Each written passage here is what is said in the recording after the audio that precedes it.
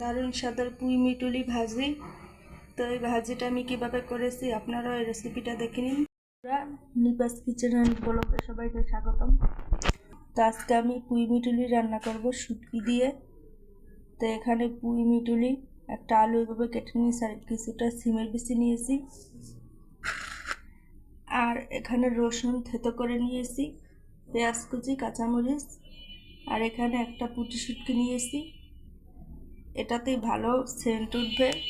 তো এখন আমি রান্নাটা বসিয়ে দেব। আপনারা যদি এইভাবে পুঁই মিটুলি ভাজা বা ভাজি না খেয়ে থাকেন তাহলে একবার হলে এভাবে খেয়ে দেখবেন, ভালো লাগে। তেল দিয়ে দিলাম, পেঁয়াজ কুচি, থেতো করা রসুন কুচি, আর শুটকিটা দিয়ে দেবো। তো আপনারা চাইলে যে কোনো শুটকি দিতে পারেন, আমার কাছে পুঁটির শুটকিটাই ভালো লাগে।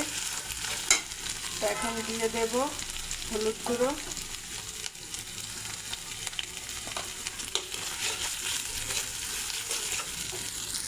কাঁচামরিচ,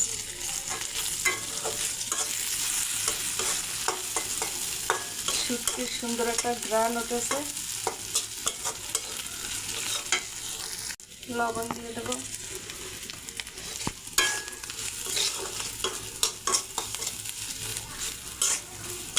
পেঁয়াজটা ভাজা ভাজা হয়ে গেছে, এখন আমি পুঁই মিটুলি আলু দিয়ে দেব।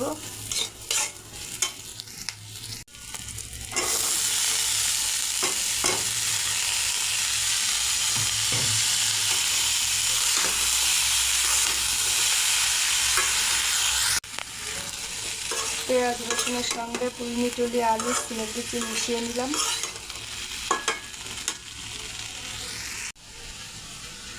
ভাজা হয়ে গেছে, এখন একটু জল দিয়ে দেবো সেদ্ধ হওয়ার জন্য।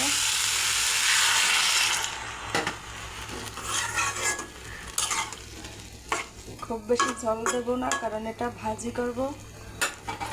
এখন ঢাকনা দিয়ে ঢেকে দেব পুরোপুরি সেদ্ধ হওয়ার জন্য। এই যে দেখুন বন্ধুরা, পাকা পুঁই মিটুলি থেকে রঙটা বের হয়ে কালারটা চেঞ্জ হয়ে গেল, কি সুন্দর একটা রং হয়েছে। আমার ভাজাটা প্রায় হয়ে আসছে, আর একটু শুকিয়ে গেলেই নামিয়ে নেব।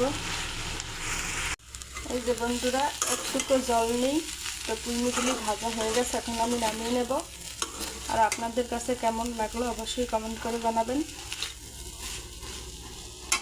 এই যে দেখুন বন্ধুরা, মনে হবে যে বিট রান্না করেছি। আপনারা এভাবে খেয়ে দেখবেন, দারুণ লাগে খেতে।